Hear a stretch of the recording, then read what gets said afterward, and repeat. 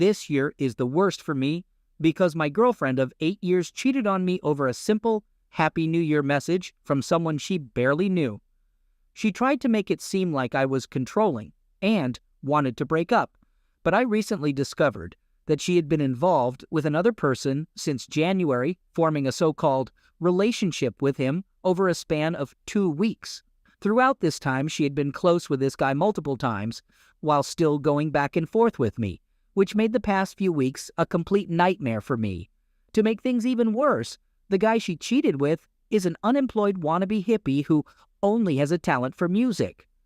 My fiancé threw away the 8 years we spent together, our plans for our own house, we had even purchased land, and the opportunity for a stable life and family. Her decision has left me feeling more insulted than sad. When I asked her why she did it, she simply said that the other guy showed interest in what she had to say. What's more, I discovered that he had recently broken up with his own girlfriend. So basically, they're just rebounding with each other. It's worth mentioning that I've always been there for her, even serving as her emotional support at times. However, she never once talked to me about my own problems during our 8-year relationship. It seemed like she didn't care about what was happening with me. I've come to accept that she's not a fair partner. But lately, I've been feeling extremely frustrated and unable to sleep because of what she did and who she chose to cheat with. Just a couple of days ago, we officially ended our relationship. It's been around a month since D-Day, the day everything went down. At the beginning of February, I decided to go no contact, NC. So it's been 2 weeks now, and I'm slowly starting to recover. The intense anger I initially felt has subsided, and I'm now going through the stage of sadness and grieving. She didn't like the idea of NC because she wanted to remain friends, but I went ahead and blocked her on everything except Gmail. The reason I kept that open is because we had a mutual agreement with a contract and all to divide the finances for the land we bought together when I thought our relationship was solid. I did tell her to email me specifically for land-related matters and to provide all the necessary details so we wouldn't have to rely on a messaging app. But then, completely out of nowhere, my ex-fiancé, who cheated on me, sent me a mysterious email on Hangouts, basically hinting that I should unblock her on the app so we can talk. This happened on February 15th, which still falls under the category of Valentine's Day for me. Being a bit naive, I replied to her email asking what it was all about, because I couldn't just ignore it in case it was related to the land we bought together. However, I received no response from her. So, I gathered up the courage and unblocked her on Hangouts, and directly asked her what she wanted, but once again, no reply came. It's been a full 3 days since then. From my perspective, I started assuming that it wasn't really about the land at all. It seemed like either she wanted a backup plan for Valentine's Day or she purposely wanted to cause me anxiety and disrupt my healing process. I even explicitly told her before that I went no contact for the sake of my own recovery and moving on. The problem now is that her unexpected gesture has completely thrown me off track. I feel more anxious than ever, and the anger I had managed to subside is back in full force. I took the step of blocking her again on Hangouts and sent her an angry yet composed email. It's unbelievable how one small action can have such a devastating impact on me, and it's clear that she's using the land finances situation to possibly manipulate me back into her life as a backup plan, or simply to mess with my emotions. If my suspicions are correct, her behavior is nothing short of cruel and malicious. Has anyone else experienced something similar with their exes? How do you stay focused and quickly bounce back on the path to recovery? I'm afraid this won't be the end of it, and I'll probably receive more unpleasant emails from her until we completely sell the land and divide the money, which could take months. She's the one handling the sale, so there's no other person I can reach out to regarding this matter. Life can be incredibly unfair. I feel like she has treated me unfairly, isolating me from the few friends I had left, leaving me completely alone. Even our mutual circle seems to have chosen her side, or she made sure to claim them. My family is not there for me either, and therapy is not an option at the moment. I'm left feeling utterly isolated and alone. Meanwhile, she gets to enjoy the support of a vast network. She has her family and friends who have accepted and condoned her actions, even after she cheated on me and left me for a guy she barely knew. Here I am, stuck in my own deep sadness, while she gets to distract herself, heal quickly, travel, party, engage in close relationships, date, and enjoy the endless support from those who tolerated what she did. She knew I was introverted, and she knew I sometimes struggled with bouts of depression, but she never cared about that back then, and she never offered me any comfort. I tried to go no contact, but a few days ago, she suddenly reached out, extending an olive branch of friendship and showing concern for my mental well-being. Why should I believe she cares now when she didn't care when we were together? I rejected her offer of friendship and blocked her, feeling even worse because I let her disrupt my progress with false hopes and breadcrumbs. It's even more painful knowing that she's out there having the time of her life with her support system, especially after I helped her secure her financial stability by getting her into my line of work. I feel so used and discarded. Now that she no longer needs me, she tossed me aside like a disposable rag.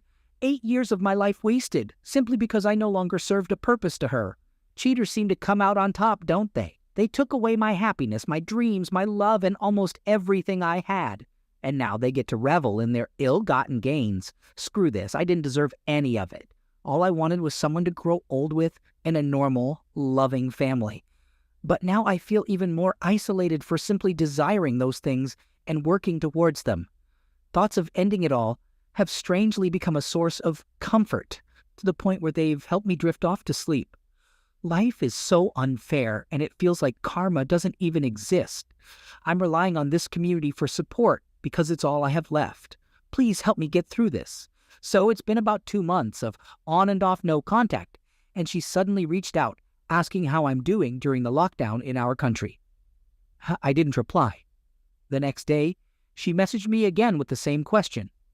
Part of me wants to respond and have a conversation with her, but I know she's still dating the person she left me for. She basically cheated on me by overlapping our relationships. They're probably cooped up together, keeping each other occupied during this month-long lockdown. Should I even bother responding to her? I feel like I'm standing at a crossroads here. She's reached out to me before during the earlier stages of no contact, but under different and safer circumstances. She would breadcrumb me, asking about my well-being, and even suggesting getting back together while still with the other guy, only to change her mind the next day. I'm afraid that if I engage in conversation with her now, I'll just reset all the progress I've made in healing and fall for false hopes of reconciliation. She explicitly mentioned wanting to be friends, as if keeping me as a backup plan. I turned down that offer. Should I respond to show her that I still care, or would that just stroke her ego even more? The truth is, I'll be more messed up if my response doesn't lead to us getting back together, or if it leads to her giving me mixed signals.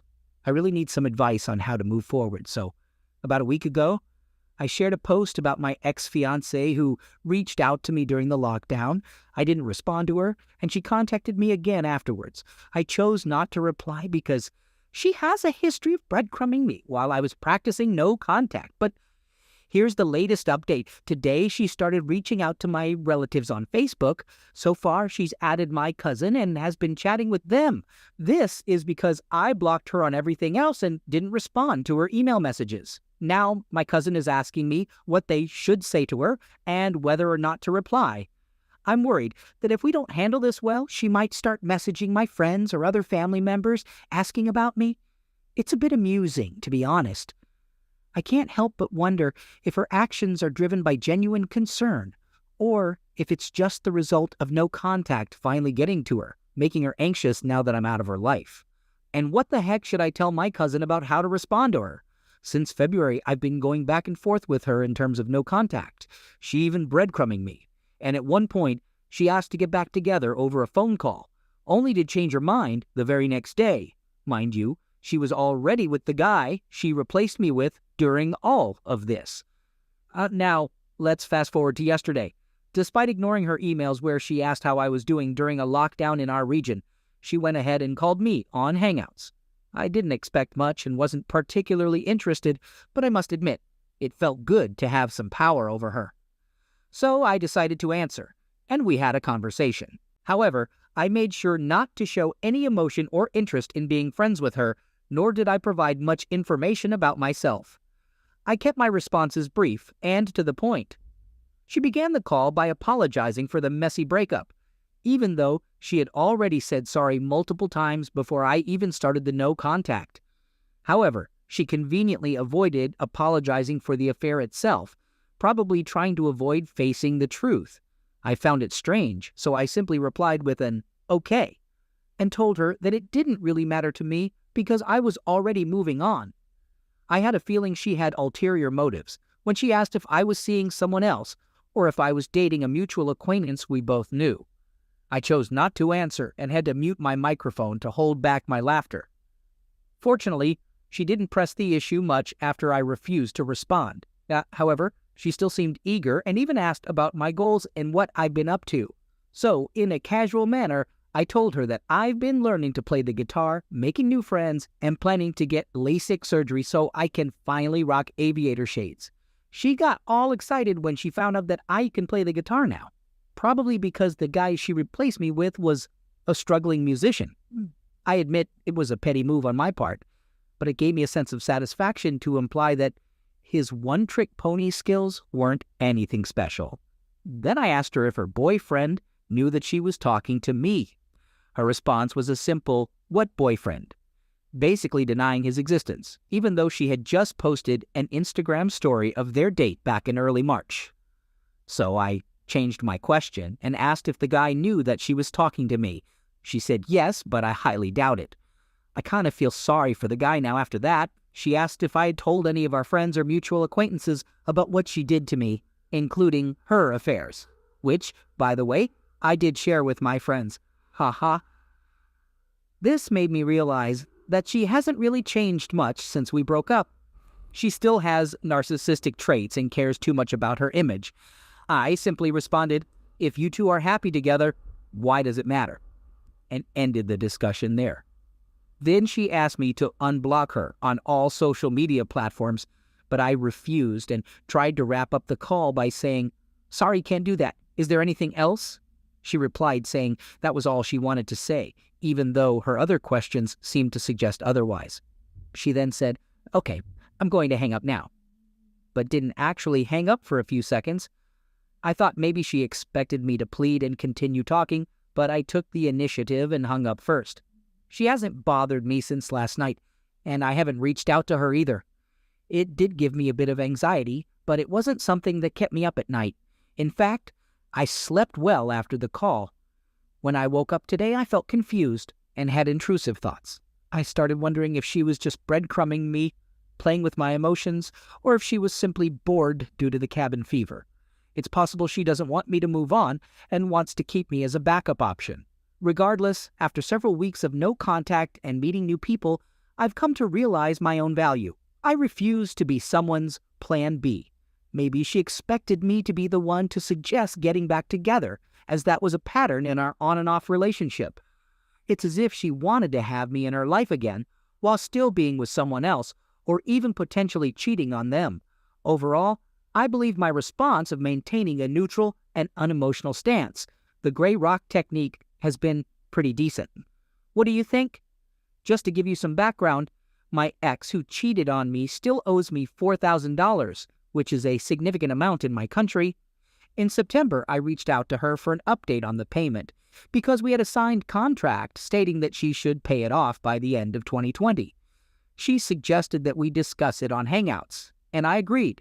We had a conversation last night. As it turns out, she wanted to request an extension on the payment date until next year. On top of that, she shared some details about her current life situation. Due to the impact of COVID, she lost her 2 high-paying freelance jobs and now works a regular 9-5 office job that pays just above minimum wage. To make matters worse, there is a severe outbreak in our country right now.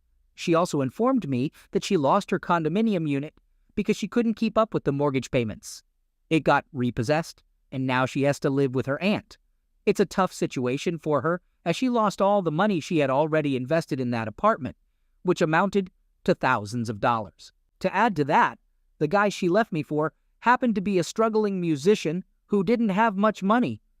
I heard through some friends that they broke up last month, although I can't confirm it myself. Instead of feeling happy or fortunate about it, I found myself feeling sorry for her. It was the first time I heard her utter the word please since she cheated on me and walked away. I ended up asking her if she was feeling depressed, and she admitted that she was. She even mentioned being close to that certain point in depression where she had no goals or dreams left, just getting by from one month to the next by taking dead-end call center jobs. It was shocking to hear. This wasn't the intelligent and confident girl I once loved. She had changed. I didn't want to dig any deeper into her struggles. My reaction to her situation was like that of a parent scolding their irresponsible child. I asked her what on earth happened to her and why she allowed it to happen. I even felt a bit offended by her job choice because I had influenced her to aim for high-paying freelance jobs and to never settle for less than she deserved in the job market when we were together. Hearing such a defeated tone from her was something I had never experienced before, so I tried my best to cheer her up. She has basically lost everything, and now she's surrounded by jobless relatives who are trying to take advantage of her meager income. The breadwinner culture in this country is insane. And here I am, losing sleep over something that I thought would bring me peace of mind. A few months ago, before COVID, I would have probably laughed at her for facing such karma. But now, I'm genuinely worried about her. I even considered giving her some of my work to help her out. I was even considering granting her that extension she asked for, until I suddenly remembered her capacity for lying and all the pain she caused me. So I wasn't sure what to do, and I just told her that I needed some time to think about granting the extension. The trauma and trust issues from our past are still affecting me, I guess. On one hand, it seems like I have no choice but to consider the extension because it's unlikely she'll be able to pay on time anyway. On the other hand, I really don't want to take this to court and make things even worse for her. It feels like kicking someone when they're already down. I don't want to push her to the point of wanting to end things because I know how awful that feels, considering she did it to me before. I'm afraid she might not be able to handle it. Did I make the right decision by telling her I'll think about it? Or was I too harsh and unsympathetic? This situation is not what I had expected when I wished for karma to catch up with her. It's strange. Despite everything she did, I think I still care for her in some way, or at least for the person she used to be. Second story. On the morning of my brother's wedding, I heard a notification sound from her phone. I saw it was a message from a friend of hers that we had considered as a potential partner a couple of weeks ago. In a moment of desperation, I did something I had never done before. I snooped on her phone to see if she had mentioned anything about him. As I scrolled through their text messages, I came across one that completely shocked me. It said something like, "I'm not the type to just have a one-night stand and not talk about it." It was paralyzing to read. Through their texts and messages to her best friend and mother, I learned a lot in a short amount of time. Apparently, this had happened 3 weeks earlier, just days after we had made deposits and set a date for our wedding. She had invited him over to hang out at 9 p.m. Previously, she had told me that their relationship was purely platonic, with a history of being good friends on and off since they were 4 years old. Except for one failed kiss attempt in high school, she was at her mother's house in her hometown preparing for a cousin's wedding, where she was the maid of honor. She had informed her mother that he was coming over to hang out, thinking nothing was out of the ordinary. In the text messages, she lied to him, claiming that she had told me everything. She also lied to her mother and best friend, saying that they had only kissed and that she had informed me about everything, which was not true. Both of us had important roles in my brother's wedding. I was the best man and DJ, while she was the officiant. As I sat on the hotel bed, I grabbed my journal and started writing to let out my emotions while figuring out what I should do. I made a decision to put all my efforts into making it the best day possible for my brother and his wife. I chose to hold off confronting her until we returned home the next day. I had to put on a facade of cheerfulness and avoid causing a scene. The entire day felt like torture, from her delivering the prepared speech as the officiant to my family members approaching me at different times, praising her performance and expressing excitement for our upcoming wedding. Being the DJ helped distract me to some extent, but I ended up drinking too much and got quite sick in the late hours of the night, likely due to the overwhelming situation I was dealing with. We drove separately to the wedding, and the next morning, I took the opportunity to start writing a letter to her that I planned to confront her with when she returned home. I had made up my mind that I wanted to reconcile for two main reasons, whether they were rational or not. Firstly, our relationship had lasted for 9 years, and 5 years ago I had ended things with her because I was going through a mental breakdown or experiencing some kind of shift, and I needed a break from the relationship. Looking back, I don't think I handled that situation and the 3-month break that year in the best way. Somehow, I convinced myself that she deserved another chance, just like she had given me when I left her heartbroken during the previous break and breakup. I apologize if this sounds confusing. My mind has been quite overwhelmed for the past 4 months. In the letter, I made several demands. One of them was for her to apologize to her mom and best friend for lying to them. I also insisted that we find a couples therapist and start going as soon as possible. Another demand was that if the friend she slept with didn't confess the truth to his wife, I would confront her myself. I needed to know all the details of what happened, whether it was a one-time thing, and why she hadn't told me about it. As I prepared for the confrontation, I wasn't completely sure if I still wanted to continue the relationship. I had a couple of scenarios in mind. If she avoided the conversation, walked away, or refused to explain everything, I was ready to call it quits. However, if I sensed that she was sincere and willing to meet my demands, we would be on shaky ground for a while until we started couples therapy. When she arrived home, I wasted no time and immediately confronted her. I sat her down and had her read the letter I had written. As she started reading a few lines, she tried to change the subject by saying, "Can we talk about this?" I didn't back down and firmly replied, "If you still have any respect for me, read what I wrote first, and then we can talk." After she had read about a page, she burst into tears and couldn't stop crying. Her sobbing continued throughout all 6 pages of the letter. Once she had composed herself, I asked her direct questions and made specific demands. She admitted that it had only happened once. The other guy had been expressing his frustrations about his life, lack of closeness with his wife for over 6 months, 2 DUIs, and losing his job, and he made advances towards her, which she eventually reciprocated. They didn't use any protection. I also asked her about the idea of being with multiple guys, and she confessed that she had used it as a way to justify her cheating and alleviate her guilt. I know the logic behind it is quite something. The reason she gave for cheating didn't make much sense to me either. She claimed that the other guy was vulnerable and expressing how miserable his life was, and she felt sorry for him. But to me, it just sounded like he was complaining, and she felt pity. She admitted that she didn't tell me right away because I had previously made it clear that cheating was a definite deal breaker for me. She even mentioned talking to her therapist and preparing for the possibility of us breaking up. At first, I didn't plan on cutting off contact between her and the other guy.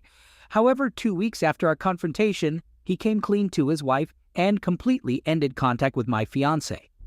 His parents, who she had been friends with for a long time, also severed ties with her. On that day, I received a message on Facebook from his wife, informing me that my fiancé had cheated on me with her husband.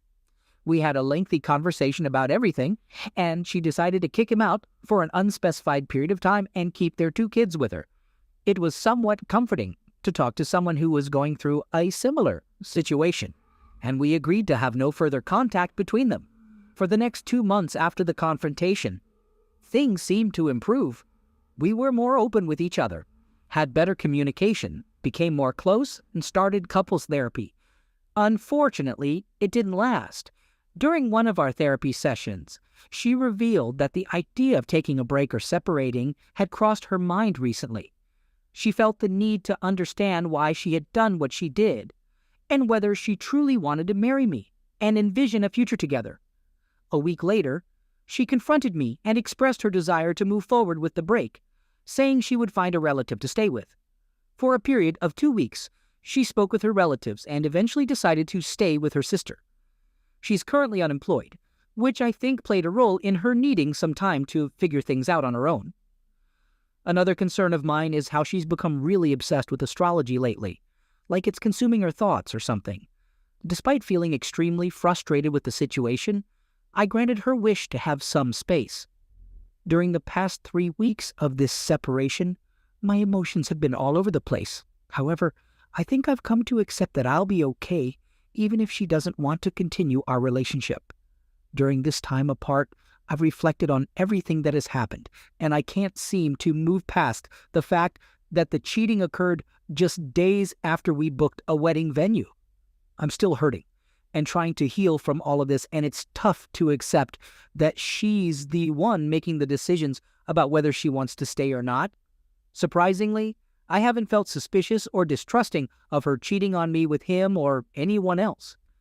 But maybe that's because I'm being naive and somehow not dealing with the major trust issues right now. Fortunately, I have received good support from a couple of relatives and close friends, and I've been seeing my own therapist for the past 3 months, so I do have a strong support system in place. Dealing with a cheating partner is something no one should have to go through, and it's definitely not something I was prepared for. I'm just doing my best to navigate through this situation. If things don't work out, I know I'll be okay in the end.